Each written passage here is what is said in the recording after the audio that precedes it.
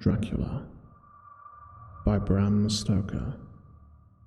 Read for Mermaids by Gabriel Soulstreaker.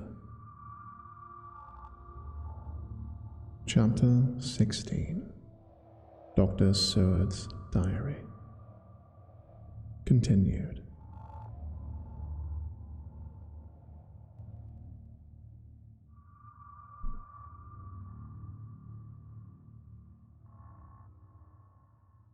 It was just a quarter before 12 o'clock when we got into the churchyard over the low wall.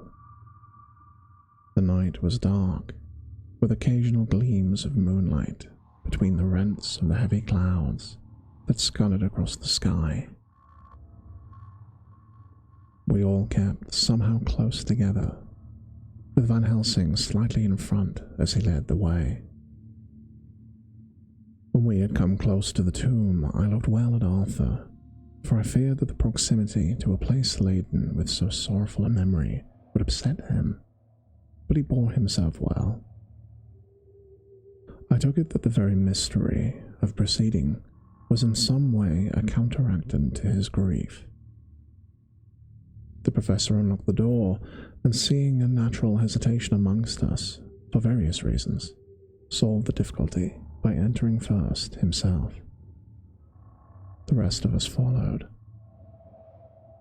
and he closed the door. He then lit a dark lantern and pointed to the coffin. Arthur stepped forward, hesitatingly. Van Helsing said to me, "You were with me here yesterday.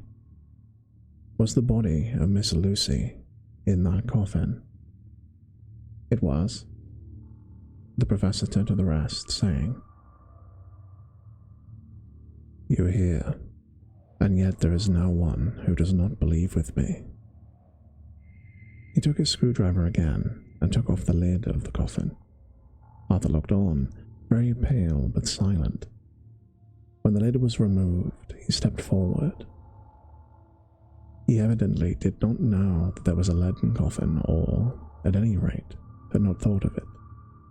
When he saw the rent in the lead, the blood rushed to his face in an instant, but as quickly fell away again, so that he remained of a ghastly whiteness. He was still silent.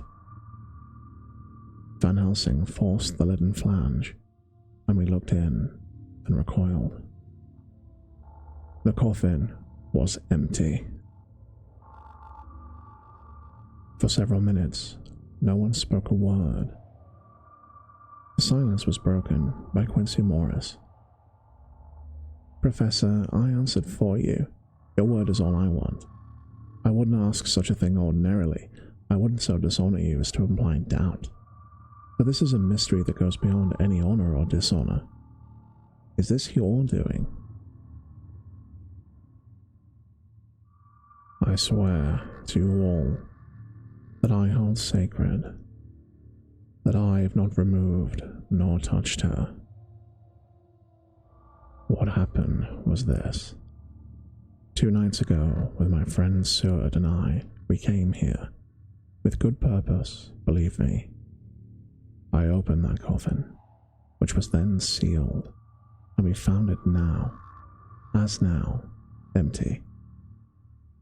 We then waited, and we saw something white come through the trees. The next day, we came here in daytime, and there she lay. Did she not, friend John?" "Yes." "That night, we were just in time. One more so small child was missing. One more so small child was missing, and we find it, thank God, unharmed amongst the graves. Yesterday, I came here before sundown, for at sundown the undead can move. I waited here all night, till the sun rose, but I saw nothing. It was most probable that it was because I had laid over the clamps of those doors garlic, which the undead cannot bear, and other things which they shun. Last night, there was no exodus, so tonight before the sundown, I took away my garlic and other things, and so it is we find this coffin empty. But bear with me. So far, there is so much that is strange. Wait you with me outside, unseen, unheard, and things much stranger are yet to be. So, here he shut off the dark slide of his lantern. Now, to the outside. He opened the door, and we filed out, he coming last, and locking the door behind him. Oh, but it seemed fresh and pure in the night air, after the terror of that vault. How sweet it was to see the clouds race by, and the passing gleams of moonlight between the scudding clouds crossing and passing, like the gladness and sorrow of a man's life. How sweet it was to breathe the fresh air that had no taint of death or decay. How humanizing to see the red lighting of the sky beyond the hill, and to hear far away the muffled roar that marks the life of a great city. Each in his own way was solemn and overcome. Arthur was silent, and was, I could see, striving to grasp purpose and the inner meaning of the mystery. I was myself tolerably patient, and half inclined again to throw aside doubt and to accept Van Helsing's conclusions. Quincy Morris was phlegmatic in the way of a man who accepts all things, and accepts them in the spirit of cool bravery, with hazard of all he has to stake. Not being able to smoke, he cut himself a good-sized plug of tobacco and began to chew. As to Van Helsing, he was employed in a definite way. First, he took from his bag a mass of what looked like thin, wafer-like biscuit, which was carefully rolled up in a white napkin. Next, he took out a double handful of some whitish stuff, like dough or putty. He crumbled the wafer up fine and worked it into the mass between his hands. This he then took, and rolling it into thin strips, began to lay them into the crevices between the door and its setting in the tomb. I was somewhat puzzled at this. Being close, I asked him what it was that he was doing. Arthur and Quincy drew near also, as they too were curious. He answered, "I am closing the tomb, so that the undead may not enter." "And what is that stuff you have put there going to do it?" said Quincy. "Great Scott, is this a game?" "It is." "What is that which you are using?" This time the question was by Arthur. Van Helsing reverently lifted his hat as he answered, "The host. I brought it from Amsterdam. I have an indulgence." It was an answer that appalled the most skeptical of us, and we felt individually that in the presence of such earnest purpose as the Professor's, a purpose which could thus use the to him most sacred of things, it was impossible to distrust. In respectful silence, we took the places assigned to us close around the tomb, but hidden from the sight of anyone approaching. I pitied the others, especially Arthur.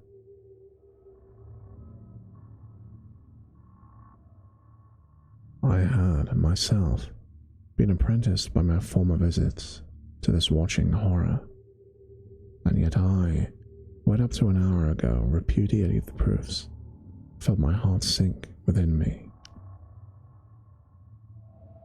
Never did tombs look so ghastly white, never did cypress, or yew, or juniper so seem the embodiment a funereal gloom. Never did tree or grass wave or rustle so ominously. Never did bough creak so mysteriously, and never did the faraway howling of dogs send such a woeful presage through the night.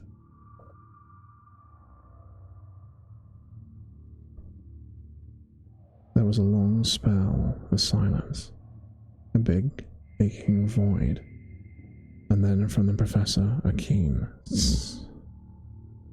He pointed, and far down the avenue of yews we saw a white figure advance, a dim white figure which held something dark at its breast.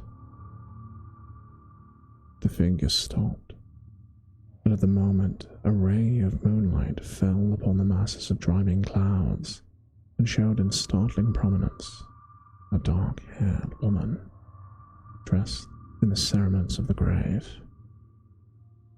We could not see the face, for it was bent down over what we saw to be a fair-haired child. There was a pause, and a sharp little cry, such as a child gives in sleep, or a dog as it lies before the fire and dreams. We were starting forward, with the professor's warning hand, seen by us as he stood behind a yew tree, kept us back. And then, as we looked, the white figure moved forwards again. It was now near enough for us to see clearly, and the moonlight still held. My own heart grew cold as ice, and I could hear the gasp of Arthur as we recognized the features of Lucy Westenra. Lucy Westenra, but yet, how changed. The sweetness was turned adamantine, heartless cruelty, and the purity to voluptuous wantonness. Van Helsing stepped out, and, obedient to his gesture, we all advanced. The four of us ranged in a line before the door of the tomb. Van Helsing raised his lantern and drew the slide. By the concentrated light that fell on Lucy's face, we could see that the lips were crimson with fresh blood, and that the stream had trickled over her chin and stained the purity of her lawn death robe. We shuddered with horror. I could see by the tremulous light that even Van Helsing's iron nerve had failed. Arthur was next to me, and if I had not seized his arm and held up, he would have fallen. When Lucy, I call the thing that was before us Lucy because it bore her shape, saw us, she drew back with an angry snarl, such as a cat gives when taken unawares. Then her eyes ranged over us. Lucy's eyes in form and colour, but Lucy's eyes unclean and full of hellfire, instead of the pure, gentle orbs that we knew. At the moment, the remnant of my love passed into hate and loathing, and she then had to be killed, and I could have done it with savage delight. As she looked, her eyes blazed with unholy light, and the face became wreathed with a voluptuous smile. Oh God, how it made me shudder to see. With a careless motion, she flung to the ground, callous as a devil, the child that up to now she had clutched strenuously to her breast, growling over it as a dog growls over a bone. The child gave a sharp cry and lay there moaning. There was a cold-bloodedness in the act, which wrung a groan from Arthur, and when she advanced to him with outstretched arms and a wanton smile, he fell back and hid his face in his hands. She still advanced, however, with a languorous, voluptuous grace, and said, "Come to me, Arthur. Leave these others and come to me. My arms are hungry for you. Come and we can rest together. Come, my husband. Come. There was something diabolically sweet in her tones, something of the tingling of glass when struck, which rang through the brains even of us who heard the words addressed to another. As for Arthur, he seemed as if under a spell, moving his hands from his face. He opened wide his arms. She leapt for them, when Van Helsing sprang forward and held between them his little golden crucifix. She recoiled from it, and with a suddenly distorted face, full of rage, dashed past him as if to enter the tomb. When within a foot or two of the door, however, she stopped, as if arrested by some irresistible force. Then she turned, and her face was shown in the clear burst of moonlight by the lamp, which had now no quiver from Van Helsing's iron nerves. Never did I see such baffled malice on a face, and never, I trust, shall such ever be seen again by mortal eyes. The beautiful colour became livid, the eyes seemed to grow out sparks of hellfire, the brows were wrinkled as though the folds of flesh were the coils of Medusa's snakes, and the lovely blood-stained mouth grew to an open square, as in the passion masks of the Greeks and Japanese. If ever a face meant death, if looks could kill, we saw it in that moment. And so, for a full half a minute, which seemed like an eternity, she remained between the lifted crucifix and the sacred closing of her means of entry. Van Helsing broke the silence by asking Arthur, "Answer me, oh my friend. Am I to proceed in my work?" Arthur threw himself to his knees. He hid his face in his hands as he answered, "Do as you will, my friend, do as you will. There can be no horror like this ever any more." And he groaned in spirit. Quincy and I simultaneously moved towards him and took his arms. We could hear the click of the closing lantern as Van Helsing held it down, coming close to the tomb. He began to remove from the chinks some of the sacred emblem which he had placed there. We all looked on in horrified amazement as we saw when he stood back the woman, with a corporeal body as real at that moment as our own, passed through the interstice where scarce a knife blade could have gone. We all felt a glad sense of relief when we saw the professor calmly restoring the strings of putty to the edges of the door. When this was done, he lifted the child and said, "Come now, friends. We can do no more till tomorrow.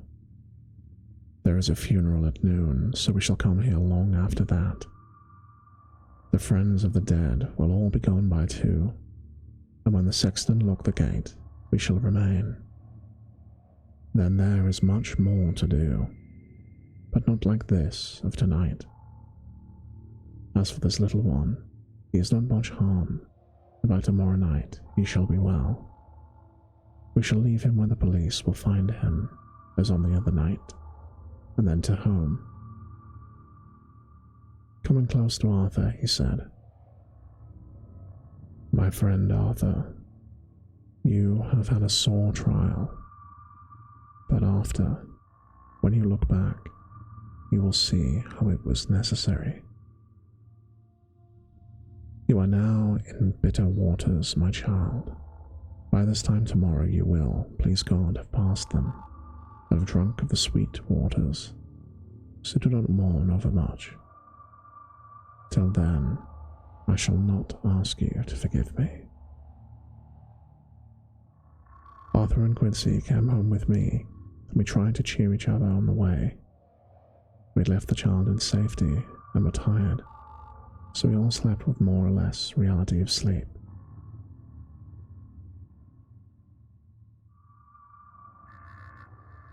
29th of September, night. A little before 12 o'clock, we three, Arthur, Quincy, Morris, and myself, called the professor. It was odd to notice that by common consent, we had all put on black clothes.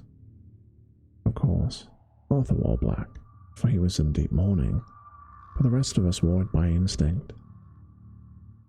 We got to the churchyard by 1:30 and strolled about, keeping out of official observation, so that when the grave diggers had completed their task and the sexton, under the belief that everyone had gone, had locked the gate, we had the place all to ourselves. Van Helsing, instead of his little black bag, had with him a long leather one, more like a cricketing bag. It was manifestly of fair weight.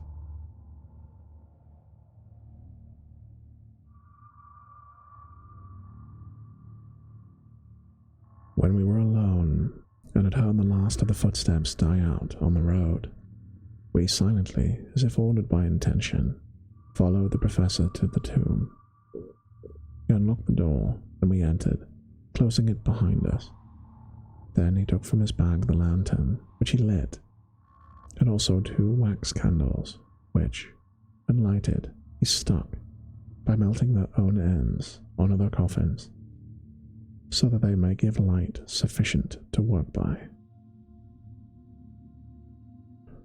When he again lifted the lid of Lucy's coffin, we all looked, Arthur trembling like an aspen,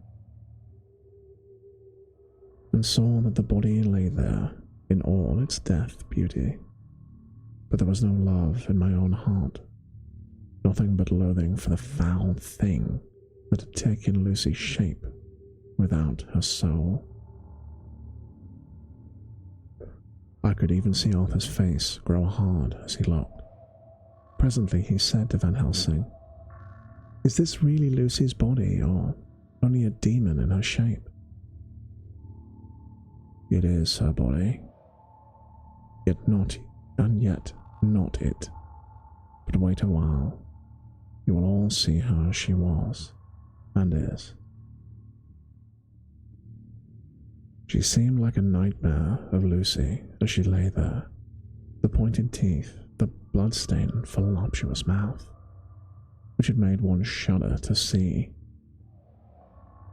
The whole carnal and unspiritual appearance like a devilish mockery of Lucy's sweet purity. Van Helsing, with his usual methodicalness, began taking the various contents from his bag and placing them ready for use.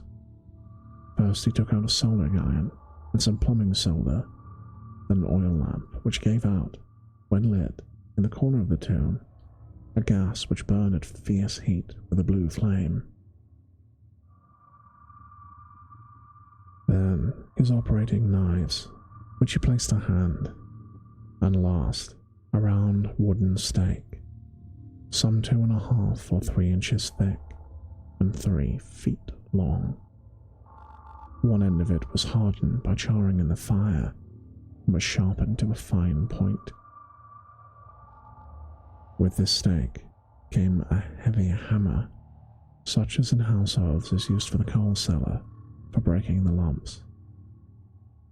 To me, the doctor's preparations for work of any kind are stimulating and bracing.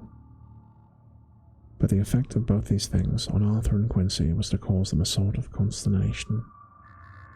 They both, however, kept their courage and remained silent and quiet. When all was ready, Van Helsing said, "Before we do anything, let me tell you this.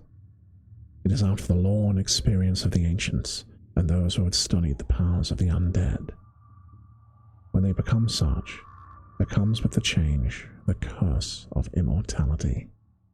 They cannot die, but must go on age after age, adding new victims and multiplying the evils of the world.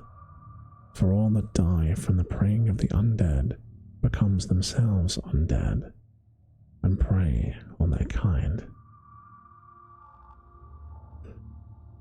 And so, the circle goes on, ever widening, like as ripples from a stone thrown in the water. Friend Arthur, if you had met that kiss which you know of poor Lucy die, or again last night when you opened your arms to her, you would, in time, when you had died, have become Nosferatu, as they call it in Eastern Europe. It would all time make more of those undeads, and so fill us with horror. The career of this so happy dear lady is only just begun. Those children whose blood she suck are not as yet much the worse. But if she live on, undead, more and more they lose their blood, and by our power over them they come to her, and so she draw their blood with that so wicked mouth. But if she die, in truth, then all will cease, the tiny wounds of the throats will disappear, and they go back to their place, unknowing ever of what has been. But, most blessed of all, when this now undead be made to rest as true dead, the soul of the poor lady whom we love again shall be free. Instead of working wickedness by night and growing more debased in the assimilating of it by day, she will take her place with the angels.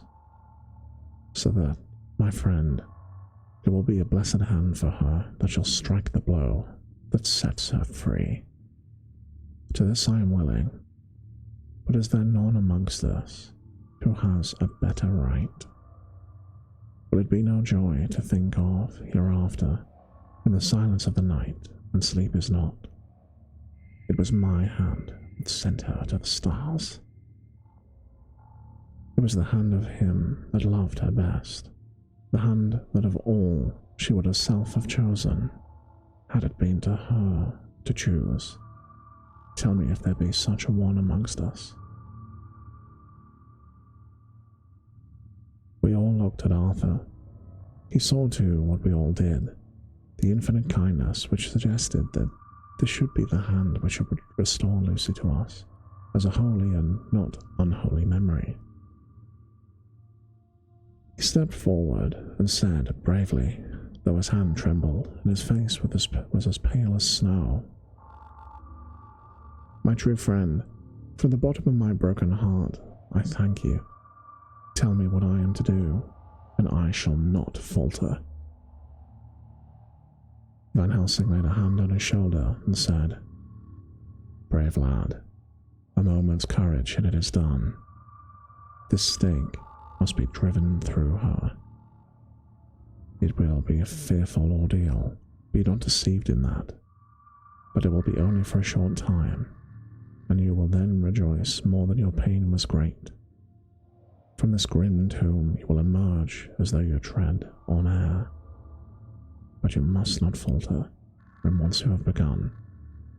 Only think that we, your true friends, are round you, and that we pray for you all the time."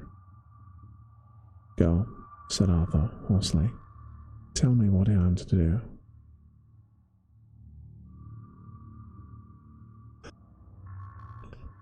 "Take this stake in your left hand, ready to place the point over the heart, and the hammer in your right. Then we will begin our prayer for the dead. I shall read him. I have here the book, and the other shall follow. Strike in God's name, so all may be well with the dead that we love, and that the undead will pass away." Arthur took the stake and the hammer, and once his mind was set on action, his eyes never trembled nor even quivered. Van Helsing opened his missal and began to read, and Quincy and I followed as well as we could. Arthur placed the point over the heart, and as I looked, see its tint in the white flesh. Then he struck with all his might. The thing in the coffin writhed. The hideous, blood-curdling screech came from the open red lips. The body shook and quivered and twisted in wild contortions. The sharp white teeth champed together till the lips were cut and the mouth was smeared with a crimson foam. But Arthur never faltered. He looked like the figure of Thor as his untrembling arm rose and fell, diving deeper and deeper the mercy-bearing stake, whilst the blood from the pierced heart welled and spurted around it. His face was set, and high duty shone from it. The sight of it gave us courage that our voices seemed to ring through the little vault. And then the writhing and quivering of the body became less. The teeth seemed to champ and the face quiver.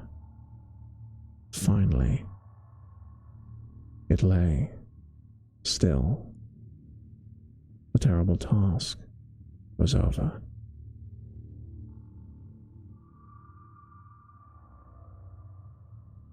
The hammer fell from Arthur's hand. He reeled and would have fallen had we not caught him. The great drops of sweat sprang from his forehead, and his breath came in broken gasps. It had indeed been an awful strain on him, and had he not been forced to his task by more human considerations, we could never have gone through with it. For a few minutes we were so taken with him that we did not look towards the coffin.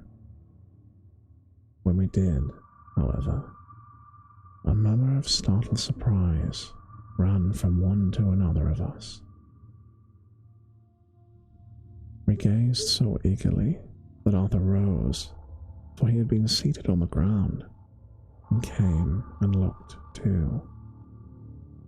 And then a glad, strange light broke over his face and dispelled altogether the gloom of horror that lay upon it. There, in the coffin, lay no longer the foul thing that we had so dreaded, and grown to hate that the work of a destruction was yielded as a privilege to the one best entitled, but Lucy, as we had seen her in life, with her face of unequalled sweetness and purity. True, that there were there, as we had seen them in life, the traces of care and pain and waste, but these were dear to all of us, if they marked her truth to what we knew. One and all, we felt that the holy calm that lay like sunshine over the wasted face and form was only an earthly token and symbol of the calm that was to reign forever.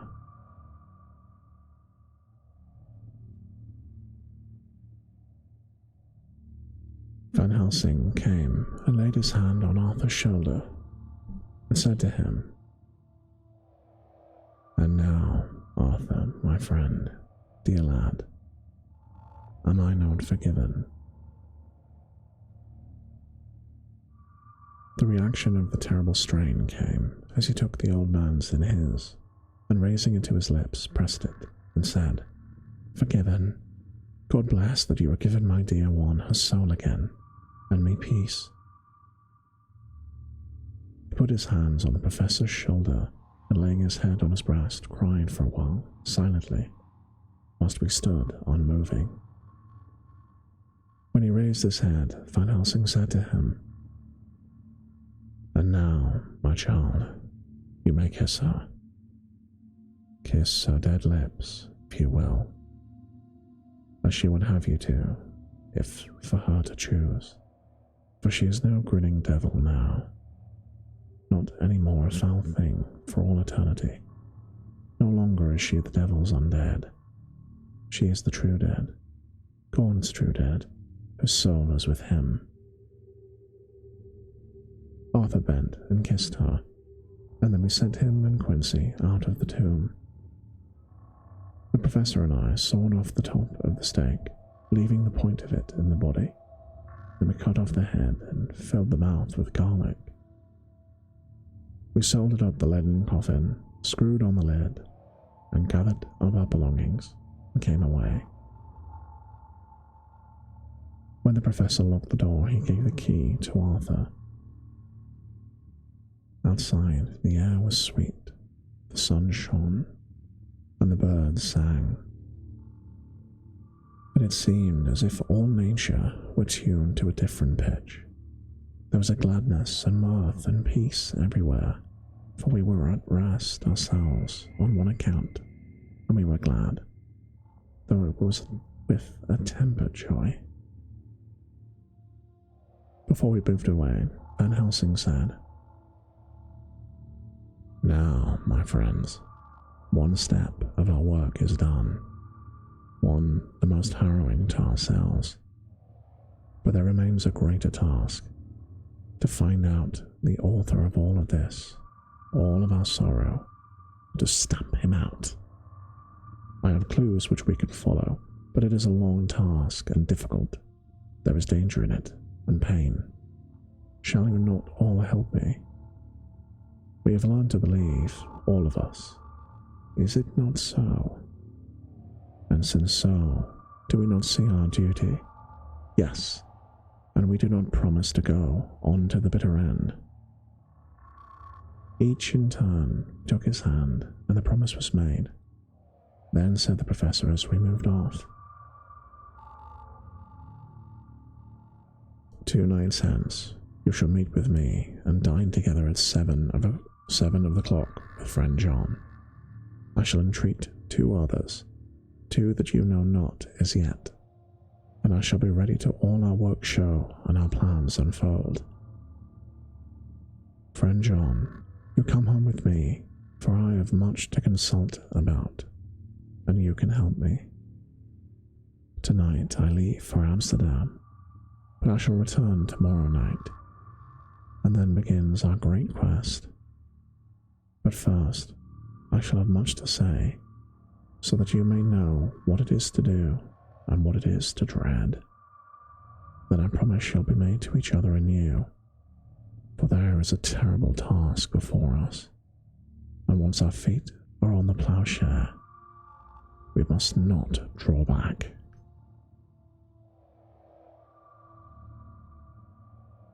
And this concludes chapter 16. I'm just going to turn the music down briefly. So, before I continue, I'm just going to very quickly talk about what's going on this month and what this is all about. So, throughout October, I am streaming spooky things. On Tuesdays and Thursdays, these sections from Dracula, which will be the entire book by the end of the month. And on Thursdays, I'm streaming Alien Rogue Incursion, the absolutely terrifying VR game, whilst wearing a heart rate monitor. You should definitely come see that, by the way. I am an absolute wuss for VR horror games. It is terrifying, but it's really fun. You know, it really is, even though it's very scary. So, yeah, make sure you turn up for that. And more of these. But what these are actually for, the reason why I'm doing these spooky things, is I am collecting for mermaids. I'm running a Teltify campaign. The link, let me post the link in the chat. Where are we? Here we go. So there's the link to the Teltify in the chat. Tiltify is a fantastic service, by the way. It's the same thing Iron Mouse used to raise all that money for the Immune Deficiency Foundation a while back. So the mermaids are a fantastic charity, and they have various different initiatives, but their main thing is they support trans youth, trans, non-binary, and gender diverse youth, if I'm to be more proper about it. And they do this via various means. They have a phone line. They have family support for families of trans children. They have initiatives to advocate for trans people in society, all of which are fantastic causes. So I recommend checking them out. The details are in that Tiltify link. If you're watching this now, I've just put it in the chat. If you're watching this on the VODs or on the highlights, they will be. The link will be up here or down there or somewhere. It'll be in the description. Please check it out. If you're in a situation where you can donate, then please consider it. They're a great cause. Only if you're fortunate enough to be in that position, of course. If you're not, then, don't worry about it. Things are hard. The economy's in a hell of a state. So, if you can't, don't worry about it. It's fine. But in that scenario, if you know anyone who you think would be interested, please pass the link on to them. Perhaps they will donate. And if you can't even do that, if you don't know anyone, then that's fine too. If you're just here, if you're just watching the videos, then, you're pushing the videos up the algorithm just a little bit. And that means that more people may be attracted to the videos, and they'll see them, and then they'll see the campaign, and then those people might donate. So even if you're just watching, you're helping. So if you can donate, if you can share, if you're just watching, regardless, on behalf of mermaids, in advance,